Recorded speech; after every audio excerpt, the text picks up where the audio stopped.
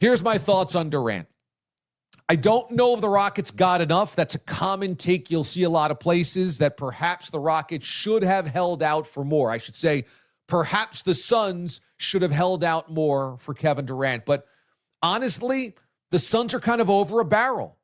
That Kevin Durant was likely to make things hard on them directing where he wanted to go. The Rockets were one of those places. And so really, once the Spurs kind of said, we're not going to give you a lot, and there were limited options elsewhere, sounded like the Heat kind of blinked at trading for him as well and trading for a lot. It only led to the Rockets, so you kind of got to get what you can get. It includes a first-rounder this year for the Suns. That's good. That's a cheap option for their roster, and they need payroll flexibility. Get a couple of young guys as well. That's okay as well. You get 1 million second-round picks. I don't really know what you do with 5 second-round picks. It's like collecting pennies. Does anybody use them? Does anybody want them? How do you use them? But if you're the Rockets, I know it doesn't seem like a lot to give up for Kevin Durant. If you're the Suns, you'd like to have gotten more, but I'm really not sure with the lack of leverage that they had, what really could have been coming back in return. My bigger takeaway is for the Rockets, I think this is a good deal. I know that Kevin Durant has oftentimes seemed to implode cultures, not add to cultures. We know what happened at the end in Golden State. Despite 2 rings and all those NBA Finals appearances, still unhappy. Goes to Brooklyn, obviously that implodes, unhappy. Goes to Phoenix, that implodes, obviously unhappy. And so is there any guarantee that wherever Kevin Durant was going to go was going to work? Of course not. Of course not. So I understand the hesitancy for anybody to say, yeah, but what does this really do for Houston? Because it always ends poorly. But I think this is a better situation than those, because the Rockets right now do not have the expectations of championship or bust. Now, I think the Spurs would have been even better. But for the Rockets, do we go into the season saying they've got to win a title, or just they got to be a little bit better? They were a 2 seed this year. They've got good young talent, but Durant adds a veteran presence. But also, I just think it's better for Durant to go to a place that's not a vicious media, that's not a crazy expectation of winning a championship or nothing else, not going to a place where there's 1 million veterans and you got to win now or else.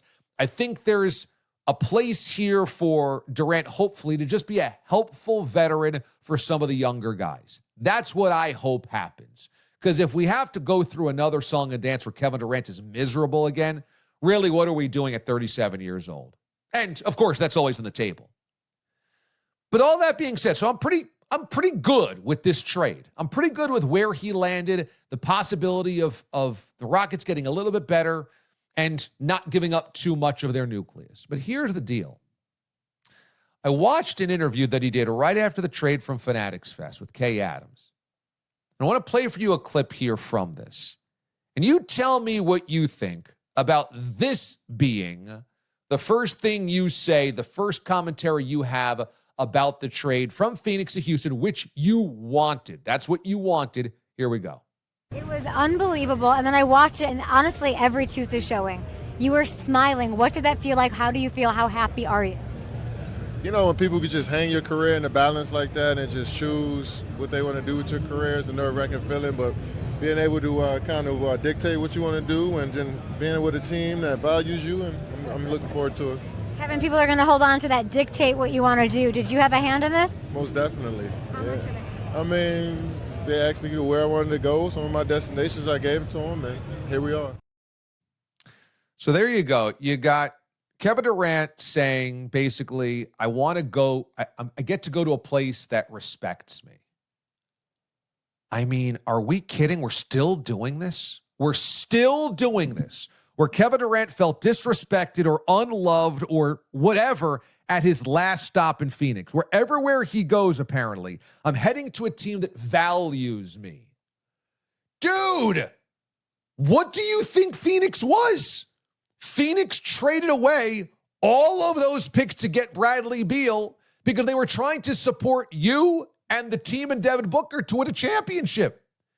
I mean, how can you again, leave a place like Brooklyn, which you shot your way out of Golden State to go to. Then you shoot your way out of Brooklyn to go to Phoenix. Then you leave there to go to Houston. And in the middle, you have the gall to say, I want to go to someplace that values me. Here's the problem.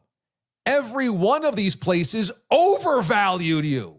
That's the issue, Kev. The problem is, as good as you have been, you've won nothing without Steph Curry. You've won nothing without a team that had already won 73 games in the championship without you. And so here we are, the third team since you won a title in what, like 15 minutes? And again, it's, I want to go someplace where they actually value me. Playing the victim. Now, I recognize there's a part of this deal where the Phoenix Suns wanted to get rid of Kevin Durant because they had to move something, and Bradley Beal's unmovable, and you don't want to get rid of Devin Booker, a homegrown star who's still in his prime. Understood. So maybe Kevin actually didn't want to leave. But the idea that he finally gets to go to a place that values him, I mean, oh my goodness, when does it end? And when will he leave Houston by saying, I can't wait to go to a place that values me? Again, that's the issue. You don't think these franchises valued you properly? All they've done is bend over backwards for you. Every single one of them have lined up and begged you to join. And then when you did, said, what do you need? In Brooklyn, okay, we're going to bring in James Harden. All right, it's Kyrie Irving. Oh, what can we do to make it happen? You want to fire the coach? Bring in your best friend, Steve Nash. What can we do? In Phoenix, what can we do, Kev? All right, you need Bradley Beal? We'll bring in Bradley Beal. You don't want this coach? Let's fire this coach. Let's just keep moving the deck chairs around. Now is it you? The idea that he goes to a team that finally values him, it never ends. I mean, talk about playing victim about 2 too many times, 3 too many times. Kev, I hate to break this to you. You ain't the victim in any of these circumstances. Maybe they don't all work out, but you certainly have some hand in that. And when you've been employed by these teams, they've bent over backwards for you. Never ends. Just never ends.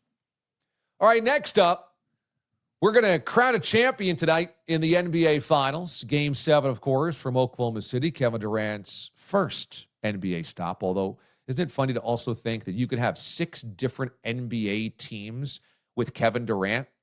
You could have the Sonics, the Thunder, the Warriors, the Nets, the Suns, and now the Rockets. That's a hell of a lot of jerseys